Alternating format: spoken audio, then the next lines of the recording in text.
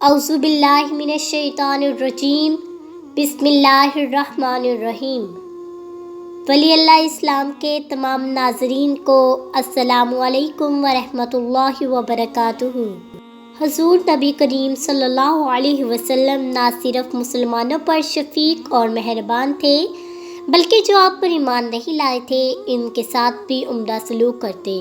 ایک یہودی لڑکا جس کا گھر اللہ کے رسول کے گھر کے قریب ہی تھا، آپ صلی اللہ علیہ وسلم کی خدمت کیا کرتا تھا، آپ کے چھوٹے چھوٹے کام کرتا، آپ کے لیے وضو کا پانی لے آتا۔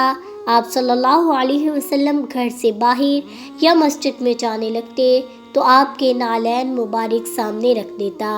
کسی کو پیغام دینا ہوتا یا کسی کو کوئی چیز دینی یا لینی ہوتی تو یہ بھاگ کر جاتا اور آپ کا کام کراتا۔ اس لڑکے کے نام کی وضاحت روایات میں نہیں آئی اور اس کا نام معلوم نہ ہونے سے کوئی فرق بھی نہیں پڑتا۔ ایک مرتبہ وہ یہودی لڑکا بیمار ہو گیا اور کئی روز تک آپ کی خدمت کے لیے نہ آ سکا۔ اللہ کے رسول صلی اللہ علیہ وسلم نے ملاحظہ فرمایا کہ وہ لڑکا جو صبح شام آپ کی خدمت میں حاضر ہوتا تھا چند دنوں سے نظر نہیں آ رہا۔ اس کے بارے میں معلوم کروایا کہ وہ کہاں ہے۔ آپ کو بتایا گیا وہ تو بیمار ہے، اپنے گھر میں بستر پر ہے۔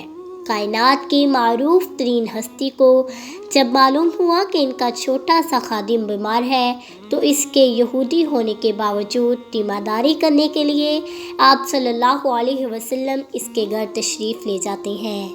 حضرت انس بن مالک رضی اللہ تعالیٰ عنہ سے مروی ہے اور اسے امام بخاری رحمۃ اللہ علیہ نے اپنی کتاب صحیح البخاری میں بھی روایت کیا ہے کہ اللہ کے رسول صلی اللہ علیہ وسلم جب اس کے گھر پہنچے تو اس یہودی لڑکے کا باپ بھی گھر میں موجود تھا۔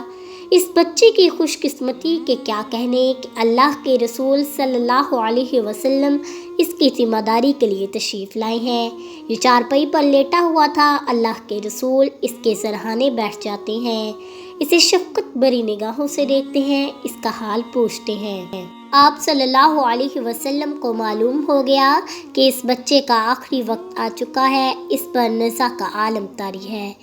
ذرا اللہ کے رسول کی لوگوں سے محبت اور خیر خواہی ملاحظہ کریں کہ آپ صلی اللہ علیہ وسلم نے دیکھا کہ یہ لڑکا دنیا سے جا رہا ہے، ہو سکے تو اسے جہنم سے بچانے کی کوشش کی جائے۔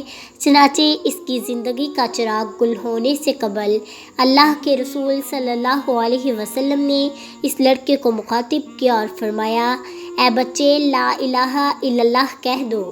اس لڑکے نے جب اللہ کے رسول صلی اللہ علیہ وسلم کی آواز سنی تو آنکھیں کھول کر آپ صلی اللہ علیہ وسلم کے رخ انور کو دیکھا۔ اس لڑکے نے اپنی کروٹ بدلی، اپنے چہرے کو اپنے قریب کھڑے والد کی طرف کیا اور سوالیہ نظروں سے والد کی طرف دیکھنے لگا، یعنی کہ اجازت طلب کرنے لگا۔ اس کا باپ اللہ کے رسول صلی اللہ علیہ وسلم پر ایمان نہ لایا تھا مگر وہ جانتا تھا یہ سچے نبی ہیں۔ اپنے بیٹے سے کہنے لگا، ابو القاسم کی بات مان لو، محمد صلی اللہ علیہ وسلم جو کہہ رہے ہیں اس پر عمل کرو۔